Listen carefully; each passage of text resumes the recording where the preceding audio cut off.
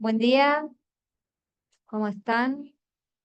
Vamos a dar comienzo al Ateneo del día de hoy. Lo que estaba proyectado el QR es para la asistencia. Recuerden que antes estaba en un papelito en la puerta, modernizamos el aula, modernizamos el sistema de asistencia a un QR proyectado. Bueno, en primer lugar, hoy es la inauguración oficial para un Ateneo de este espacio, de la nueva aula magna, que estuvieron la mayoría de ustedes el día que la inauguramos formalmente, el jueves de la semana pasada. Así que muy contentos con este nuevo espacio. Lo único que todavía no vamos a tener son los micrófonos inalámbricos en el techo, así que para las preguntas, comentarios, etcétera, les vamos a alcanzar el micrófono como hacíamos antiguamente. Con respecto al Ateneo de hoy, volvemos a las proyecciones por Zoom, así que todos los que están escuchándonos en el espacio virtual, bienvenidos.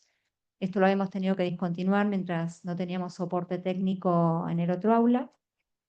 Y hoy vamos a tener también otra novedad, que es la presentación de un Ateneo por servicio en realidad por un servicio que es el de cirugía, pero por la residencia posbásica. ¿Se acuerdan que tuvimos el de medicina interna? Fue el que inauguró. Bueno, hoy cirugía nos va a traer una presentación clínica. El doctor Francisco Imaz, que es jefe de residentes de la especialidad, nos va a contar un caso. La idea es que sea interactivo, que participen como siempre. Caso más que compartido con los pediatras clínicos, siempre trabajamos en conjunto con los cirujanos porque es la mejor manera de trabajar para el bienestar de nuestros pacientes. Les recuerdo entonces levantar la mano para poder hacer las preguntas a través del micrófono y lo dejo a Francisco que nos cuente acerca del caso. Bueno, buen día a todos, gracias. Bueno, el Ateneo de hoy va a ser sobre un caso clínico que tuvimos en el hospital, un paciente que se presentó con vómitos biliosos y a raíz de este caso vamos a ir discutiendo un poco de la oclusión intestinal en el recién nacido.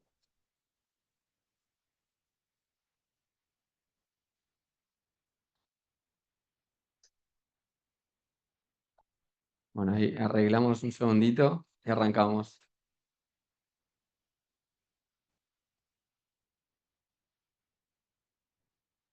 Ahí está, perfecto. Bueno, los objetivos de esta presentación, en primer lugar, poder analizar un poco el enfoque diagnóstico del paciente recién nacido que se presenta con una oclusión intestinal, que en principio los hallazgos clínicos son similares, pero las etiologías posibles son distintas, entonces por eso hacer un poco el análisis del enfoque diagnóstico. Por otro lado, poder interpretar correctamente los hallazgos más importantes del examen físico y de las imágenes que nos permitan ir haciendo el distinto algoritmo diagnóstico y llegar a la etiología. Y por último, hablar un poco de la conducta terapéutica y la resolución quirúrgica en estos casos. Entonces, empezamos con el caso clínico. Que se trata de un paciente de un día de vida, fue un nacido a término, peso adecuado para la edad gestacional, de sexo masculino, que al nacimiento tuvo un Apgar de 8 y a los 5 minutos de 9, que no eliminó meconio en las primeras 24 horas de vida y desde las 12 horas de vida presenta vómitos biliosos y además de esto presenta un abdomen distendido. Con lo cual, frente a esta presentación, ¿qué diagnósticos semiológicos uno pensaría? Un poco ya lo fuimos adelantando, pero frente a estos signos y síntomas, estamos frente a una oclusión intestinal, en este caso en un recién nacido. Los signos y síntomas típicos de este síndrome van a ser vómitos, que frecuentemente van a ser biliosos, pero no siempre, distensión abdominal y ausencia de eliminación de meconio, porque estamos hablando en el recién nacido. Esto sería el equivalente en un paciente más grande de catarsis negativa o ausencia de tránsito intestinal. Y la oclusión intestinal siempre va a ser secundaria a la interrupción parcial o total del tránsito intestinal y puede tener distintas causas que pueden ser mecánicas o funcionales, pero todas ellas tienen en común la interrupción del tránsito. En el recién nacido es una urgencia quirúrgica relativamente frecuente y el diagnóstico temprano es muy importante para tener un mejor resultado a largo plazo. Entonces, para abrir un poco la discusión y así también los escucho ustedes, ¿cuáles son los diagnósticos diferenciales de la oclusión intestinal en un recién nacido? A ver quién se anima a arrancar. Si no, Sin, vas vos, que tenés el micrófono. Yo ya lo vi, yo ya lo vi. Se me ocurre en primera instancia un hilo meconial y también una alteración.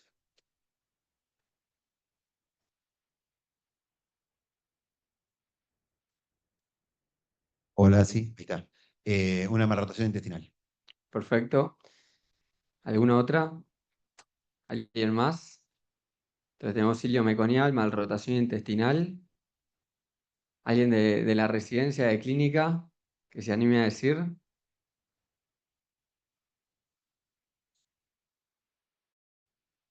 Perfecto. Entonces, ano permeable para descartar malformación anorrectal, que es otro de los diagnósticos diferenciales, muy bien. Y enfermedad de Hirschsprung también. Enfermedad de Hirschsprung, perfecto. Bueno, os fuimos diciendo varias.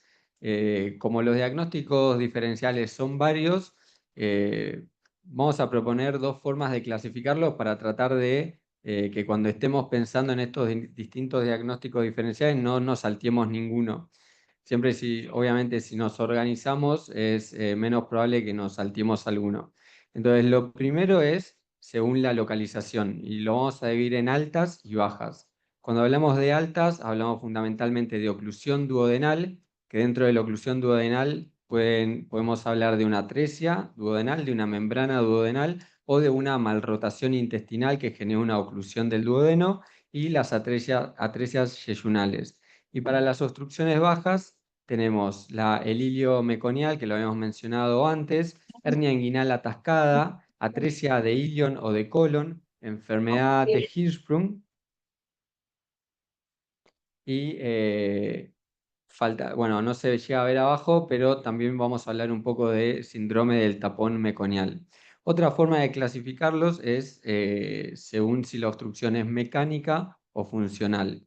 A su vez, cuando es mecánica, la podemos dividir en estructural, o sea, cuando es algo de la pared del intestino, extrínseca, cuando hay algo extraintestinal que está causando la oclusión, o intraluminal cuando algo del contenido intestinal genera la oclusión.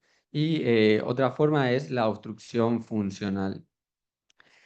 Dentro de las obstrucciones mecánicas estructurales, las más importantes son la atresia, tanto de duodeno como de yeyuno, como de ilion y colon, y por otro lado la malformación anorrectal. Con respecto a la obstrucción mecánica extrínseca, lo más importante es la malrotación intestinal y la hernia inguinal atascada. Con respecto a la obstrucción mecánica intraluminal, las membranas internas son muy frecuentes, sobre todo a nivel del duodeno, y el hilio meconial, cuando se produce un aumento, un espesamiento del meconio que genera la obstrucción. Y con respecto a la obstrucción funcional, lo más prevalente es la enfermedad de Hirschsprung, de un trastorno funcional que me genera el cuadro de oclusión intestinal. Entonces, tenemos un paciente como el que presentamos anteriormente, un recién nacido, un nacido a término, de buen peso, Apgar 8-9, que arranca con vómitos biliosos a las 12 horas, distensión abdominal y además no eliminó meconio. ¿Qué otros signos del examen físico les parecen importantes teniendo en cuenta todos los diagnósticos diferenciales que fuimos mencionando? Uno, ya lo mencionamos, perfecto, hacer un buen examen perineal para ver si el paciente tiene un ano normal o tiene una fístula o algún otro hallazgo compatible con malformación anorrectal. Eso está perfecto. Nunca olvidar el examen perineal. ¿Qué más? Búsqueda de hernias, perfecto. O sea, además de un examen perineal, hacer un buen examen inguinal para descartar, exacto, para descartar una hernia inguinal atascada. ¿Algo más? ¿Cómo, Aus? valorar la hidratación del paciente, más allá de buscar. Perfecto, o sea, perfecto. Más allá de buscar signos que nos orienten al diagnóstico etiológico, también tener en cuenta todas las consecuencias que genera la oclusión más allá de la etiología, ya que esté hidratado o no, obviamente es re importante, no nos va a ayudar a la etiología, pero obviamente hay que tenerlo en cuenta. Y algunas cositas más. Con respecto a la valoración del abdomen, ver cómo es la distensión, porque no todo paciente ocluido se va a presentar con una distensión igual, según las distintas etiologías.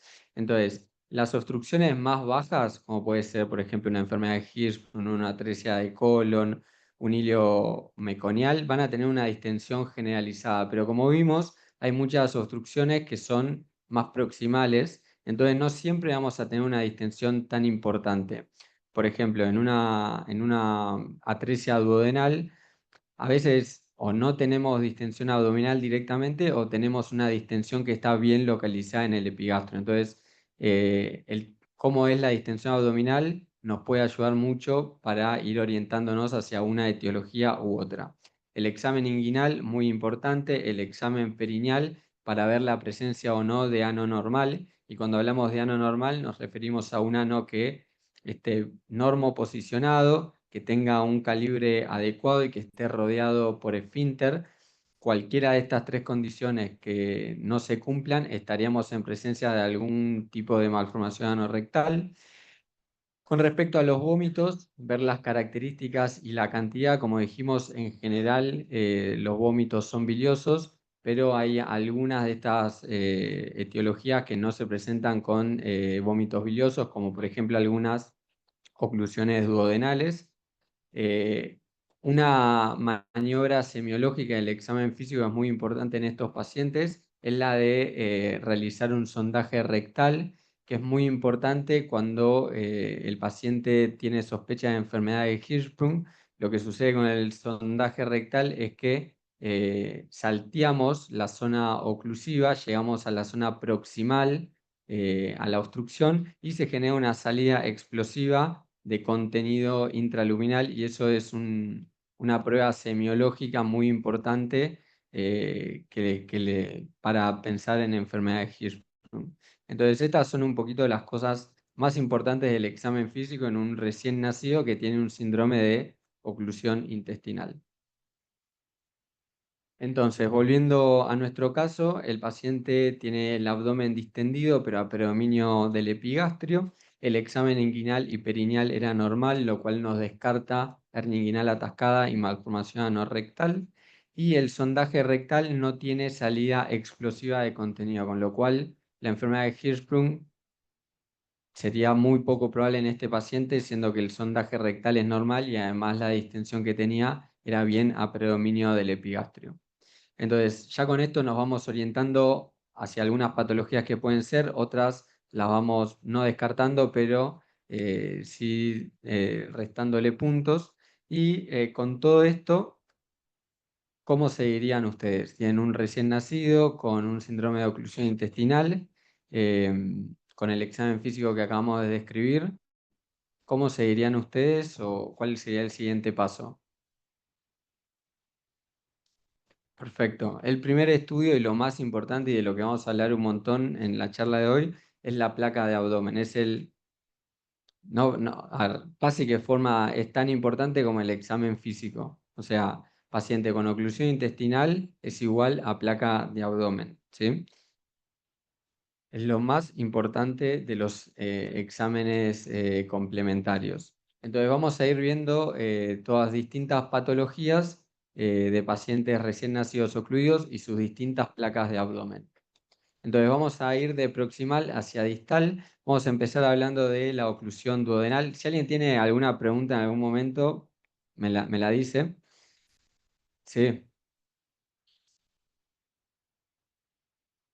perfecto.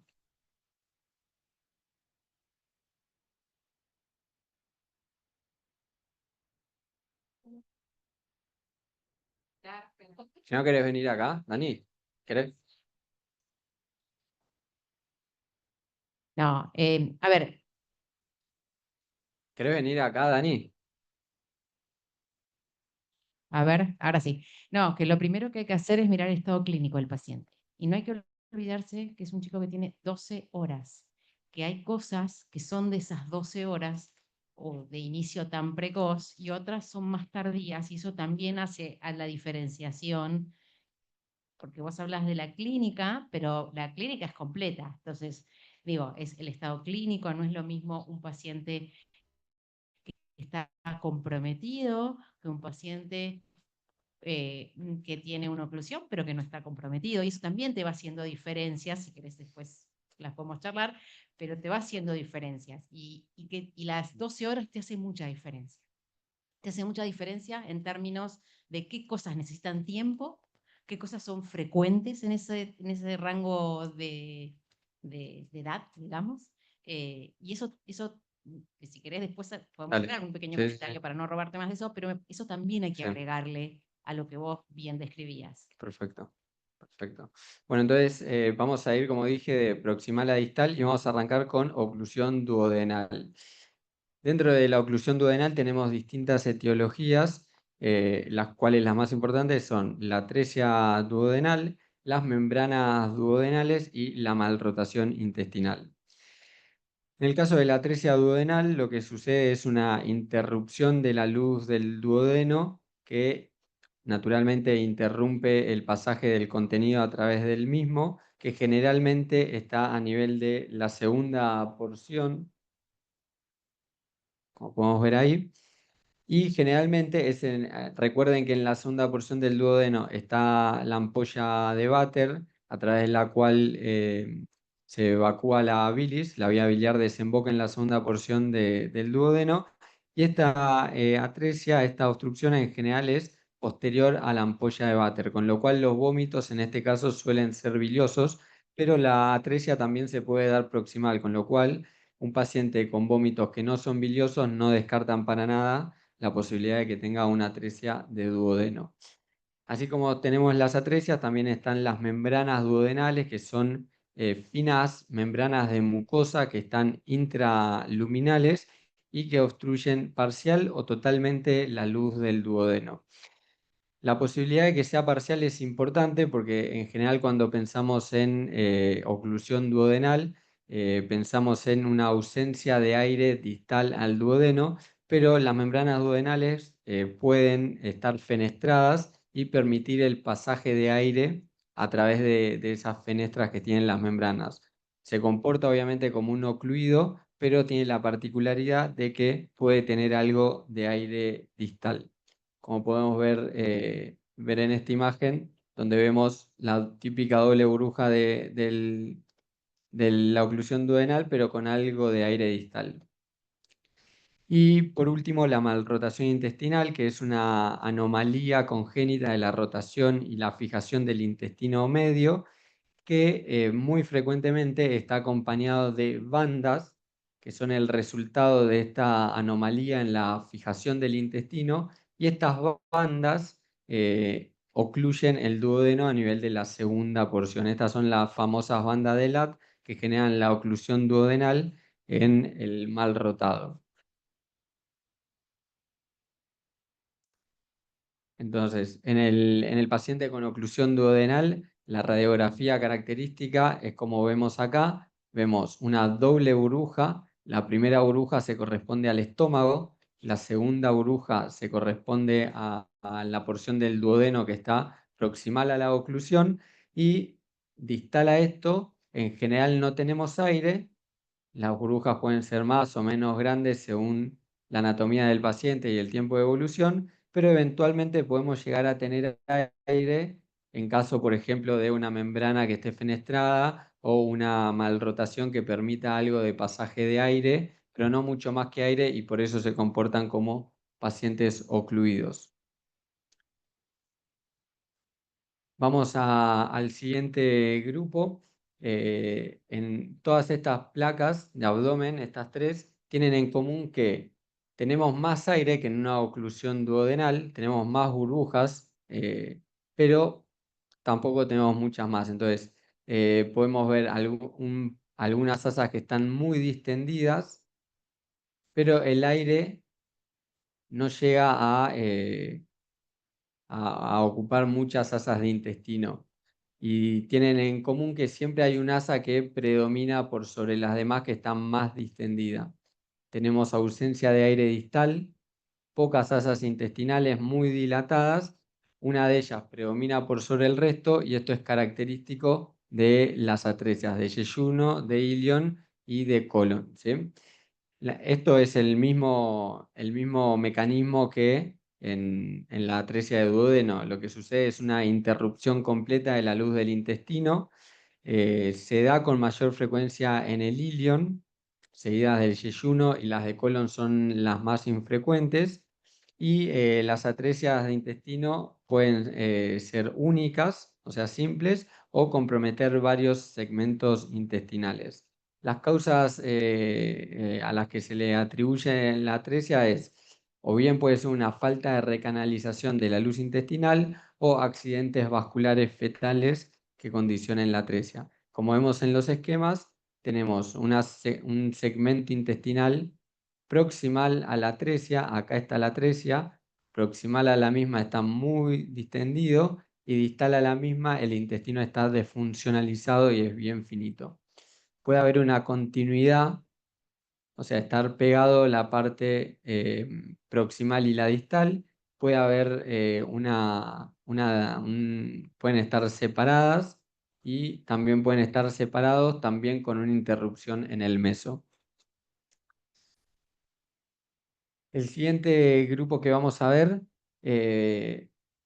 como podemos ver acá, vemos una gran distensión del intestino y no vemos nada de aire distal, vemos muchas asas distendidas y en la segunda se ve un poco mejor todas esas imágenes como en migaja de pan, que esto es compatible con un meconio espeso. Estas placas con gran distensión de intestino delgado, sin aire distal y imágenes en migaja de pan corresponden a obstrucciones por ilio meconial.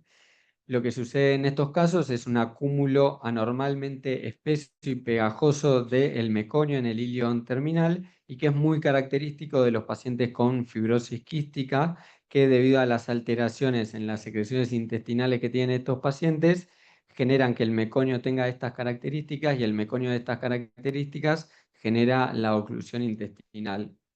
Podemos ver en el esquema el ilion terminal que está lleno de un meconio que es completamente anormal. Entonces, frente a un paciente donde sospechamos una oclusión por un ilio meconial, como pueden ser los pacientes que tienen estas placas con mucha distensión de asas y la típica imagen en migaja de pan, lo siguiente que vamos a solicitar es un colon por enema. El colon por enema de estos pacientes es muy característico.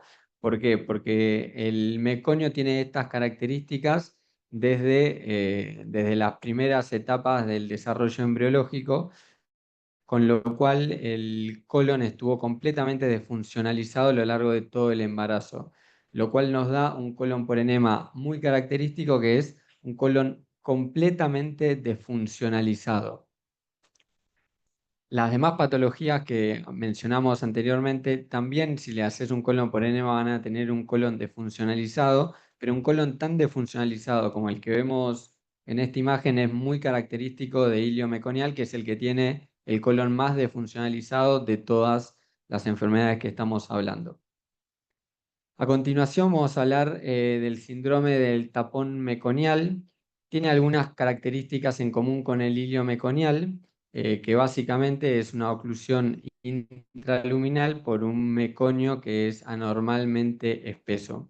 En estos casos, el fundamento fisiopatológico es distinto porque no se trata de alteraciones en las secreciones intestinales, sino que son distintas condiciones que tienen estos pacientes que generan una éstasis intestinal, una éstasis del meconio, y esta éstasis genera un aumento en la absorción del agua, se genera un tapón duro y este tapón duro genera la oclusión intestinal.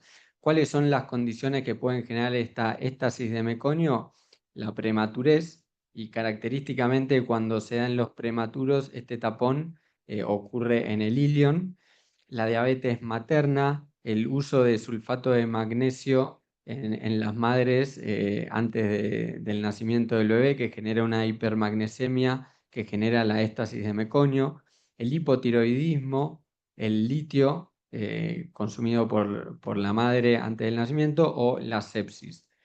En general, el síndrome del tapón meconial puede resolver con enemas, que lo que hacen obviamente es aumentar el contenido de agua que tiene el meconio, resolviendo la oclusión en la gran mayoría de los casos. En caso de que no resuelva con enemas, pueden llegar a requerir tratamiento quirúrgico. Y por último, vamos a hablar un poco de la enfermedad de Hirschsprung. Ya llegamos al recto, así que ya estamos terminando las distintas etiologías. En la placa de un paciente con enfermedad de Hirschsprung, no hay un patrón que sea tan patognomónico como por ejemplo puede ser una oclusión duodenal, pero sí todas van a tener en común una gran distensión a predominio del colon izquierdo y una ausencia de aire distal. Pero es verdad que no es que es una placa patognomónica y que solamente con la placa vamos a hacer diagnóstico. Pero si tenemos un paciente con un síndrome de oclusión intestinal que tiene una placa con distensión a predominio del colon izquierdo, sin aire distal, con un sondaje rectal positivo, la sospecha va a ser alta. ¿De qué se trata la enfermedad de Hirschsprung? De una ausencia distal de las células ganglionares en los plexos de Auerbach y de Meissner, que esta ausencia impide la relajación del segmento afectado, o sea, es un trastorno de la motilidad, no permite que este segmento afectado se relaje y en consecuencia vamos a tener una oclusión funcional del intestino, con una gran acumulación de meconio proximal a esta obstrucción funcional de meconio y de aire, porque no puede evacuar ni meconio ni aire. Bueno, como dijimos, en la placa vamos a observar distensión de asas a predominio del colon izquierdo. Podemos ver engrosamiento de asas, niveles hidroaéreos si el paciente está en posición de pie y ausencia de aire distal. Frente a la sospecha vamos a hacer un sondaje rectal, que si el paciente tiene enfermedad de Hirschsprung y nosotros con la sonda podemos pasar la zona oclusiva y llegar a la zona aproximada a la oclusión, vamos a tener una expulsión explosiva de aire y meconio. Si tenemos sospecha, el primer estudio que vamos a pedir después de la placa de abdomen va a ser el colon por enema. El colon por enema sí es muy característico en esta enfermedad. Lo que vamos a buscar es una zona con un cambio de calibre a nivel recto sigmoideo, que es lo más común. Esto es muy característico, pero no es confirmatorio y la confirmación de la enfermedad la vamos a tener con la biopsia. Con lo cual, un poco el algoritmo va a ser primero placa de abdomen, si la sospecha sigue siendo de enfermedad de Hirschsprung, sondaje rectal y colon por enema, y por último vamos a hacer la biopsia rectal. Pero volviendo a nuestro paciente.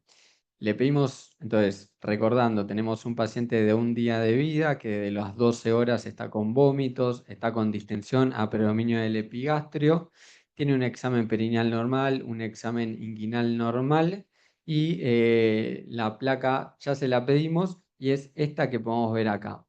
Vemos algunas pocas asas de intestino, pero vemos más de 2 burbujas, pero vemos algunas pocas asas de intestino que están distendidas y no vemos nada de aire distal. Con esta placa, ¿en qué están sospechando según todo lo que fuimos hablando? Pongo ahí para que la vean. ¿Qué pueden, al menos qué pueden descartar? ¿Qué les parece que puede ser compatible con esta placa y con todos los datos que le di del paciente?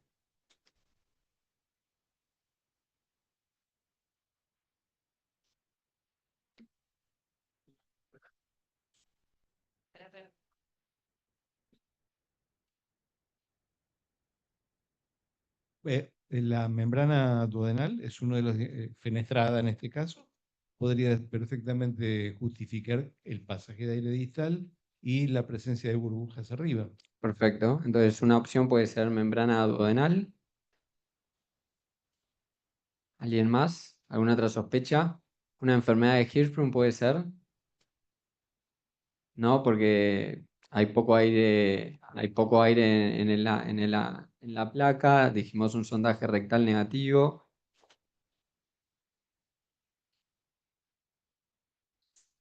El Hirschsprung no te da clínica a las 12 horas de vida. Además, Podés tener que el chico no tuvo deposiciones. Sí, podés tener una evacuación retardada también, pero no te da clínica. Al Hirschsprung le tenemos miedo más adelante porque hacen el megacolon tóxico, los que tienen un segmento lo suficientemente importante. Entonces eso, parte del chiste es ese, no es de las 12 horas de vida. Es una perfecto, patología tiene que haber pasado por lo menos un par de días. perfecto. ¿Una atresia de yeyuno puede ser? Bueno, sea lo que sea, a ver, estamos frente a un paciente con una oclusión intestinal, tenemos distintos diagnósticos etiológicos en la cabeza, puede ser una oclusión duodenal parcial, como una malrotación intestinal que permita algo de aire, puede ser una membrana, puede ser una atresia, pero lo que es seguro es que este paciente tiene una causa de oclusión intestinal que es quirúrgica y el diagnóstico etiológico definitivo de certeza lo vamos a tener con la cirugía, pero lo que es seguro es que este paciente necesita una laparotomía exploratoria. Entonces, este paciente se hizo la exploración quirúrgica y lo que se encontró fue una atresia de yeyuno, una atresia que era múltiple. Fíjense, esta es la zona proximal a la atresia que está muy dilatada, que nosotros le decimos la clava intestinal, que es lo que se ve en la placa de abdomen. Fíjense, es una atresia bastante alta, tiene solamente 15 centímetros hasta la primera atresia, y eso se corresponde con el poco aire que veíamos en la placa. Después tiene un segmento de 10 centímetros y una nueva atresia, y después un segmento de 30 centímetros más y una nueva atresia. Esto era lo que tenía nuestro paciente. Fíjense lo desfuncionalizado que está el intestino distal. Acá vemos uno de los segmentos atrésicos, acá vemos otro segmento atrésico.